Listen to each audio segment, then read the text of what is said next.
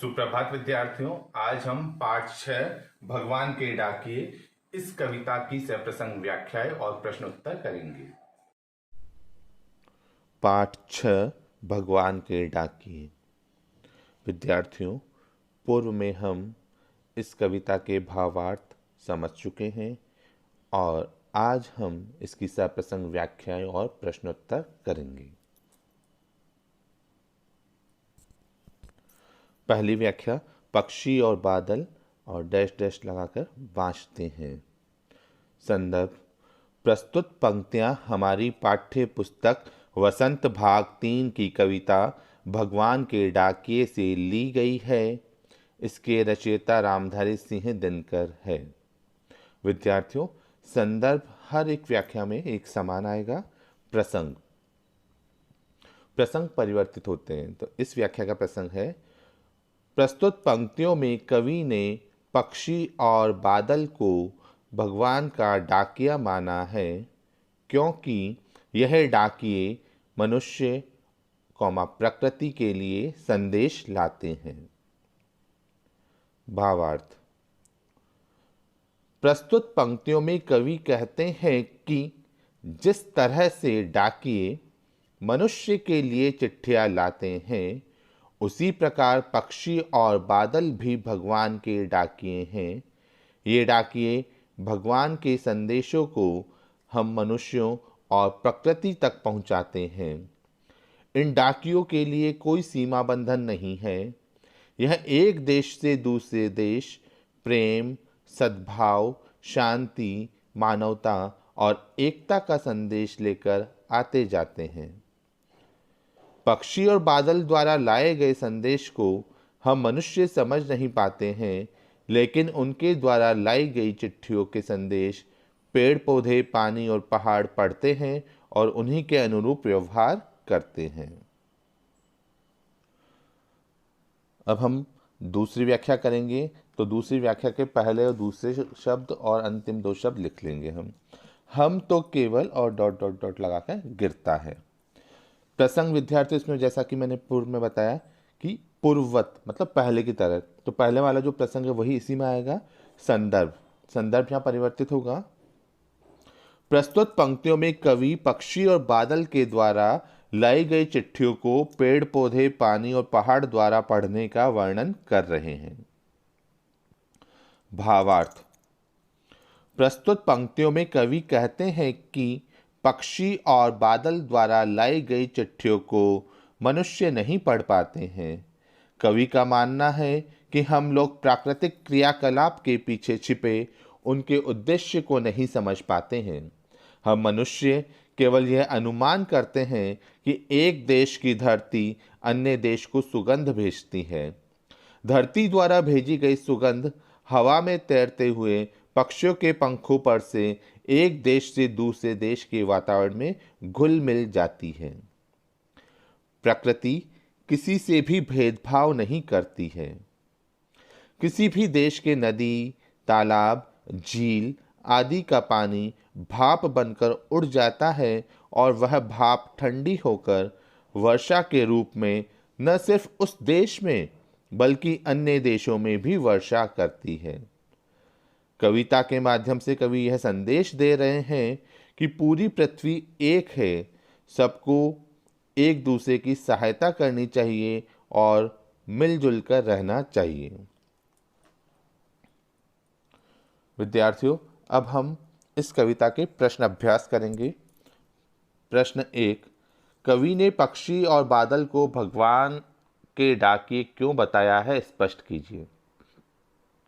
उत्तर, कवि ने पक्षी और बादल को भगवान के डाकिए इसलिए कहा है क्योंकि जिस प्रकार डाकिए संदेश लाने का काम करते हैं, उसी प्रकार पक्षी और बादल भगवान का संदेश हम तक पहुंचाते हैं।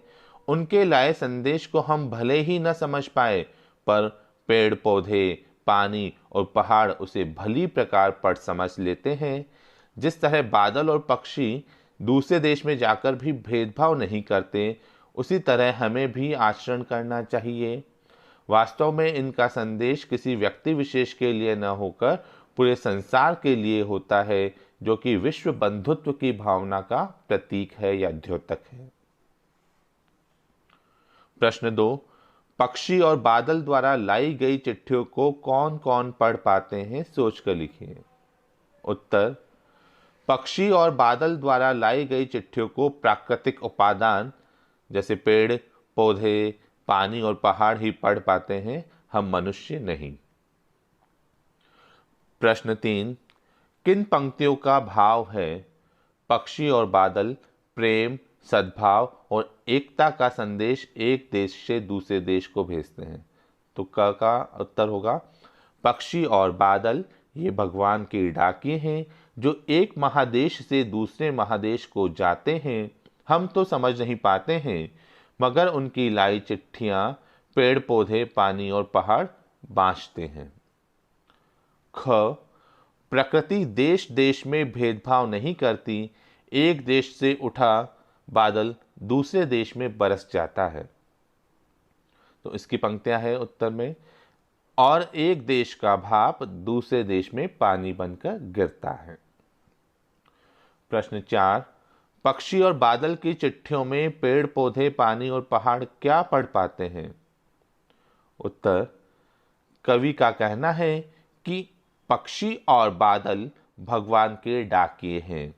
जिस प्रकार डाकिये संदेश लाने का काम करते हैं, उसी प्रकार पक्षी और बादल भगवान का संदेश लाने का काम करते हैं। पक्षी और बादल की चिट्ठियों में पेड़ पौधे, पानी और पहाड़ भगवान के भेजे एकता और सद्भावना के संदेश को पढ़ पाते हैं, और इस पर अमल करते हुए नदियां समान भाव से सभी लोगों में अपने पानी को बांटती हैं। पहाड़ भी समान रूप से सबके साथ खड़ा होता है। पेड़ पौधे समान भाव से फल, फूल व सुगंध को बांटते हैं और कभी भेदभाव नहीं करते। प्रश्न 5, एक देश की धरती दूसरे देश को सुगंध भेजती है, कथन का भाव स्पष्ट कीजिए। उत्तर, एक देश की धरती दूसरे देश को सुगंध भेजती है, कथन का भाव यह है कि एक देश की धरती पक्षियों के माध्यम से अपनी सुगंध व प्यार में दूसरे देश को प्रेम, एकता, समानता और सद्भावना का संदेश भेजती है। धरती अपनी भूमि में उगने वाले फूलों की सुगंध को हवा से पानी को बादलों के रूप में भेजती है। हवा में उड़ते हुए पक्षियों के पंखों पर प्रेम, प्यार की सुगंध तैरकर दूसरे देश तक पहुंच जाती है। प्रश्न 6, पक्षियों और बादल की चिट्ठियों के आदान प्रदान को आप किस दृष्टि से देख सकते हैं? उत्तर, पक्षी और बादल की चिट्ठियों के आदान प्रदान को हम प्रेम, सौहार्द और आपसी सद्भाव की दृष्टि से देख सकते हैं। ये चिट्ठियां एक रूप में ईश्वर का संदेश है, जिसमें प्रेम, एकता, सद्भाव और समानता का भाव होता है। प्रश्न 7, आज विश्व में कहीं भी संवाद भेजने और पाने का एक बड़ा साधन इंटरनेट है। पक्षी और बादल की चिट्ठियों की तुलना इंटरनेट से करते हुए कुछ पंक्तियां लिखिए। उत्तर, पक्षी और बादल प्रकृति के अनुसार काम करते हैं, किंतु इंटरनेट मनुष्य के अनुसार काम करता है। बादल का कार्य प्रकृति प्रेमी को प्रभावित करता है, किंतु इंटरनेट विज्ञान प्रेमियों को प्रभावित करता है। पक्षी और बादल का कार्य धीमी गति से होता है, किंतु इंटरनेट का कार्य तीव्र गति से होता है।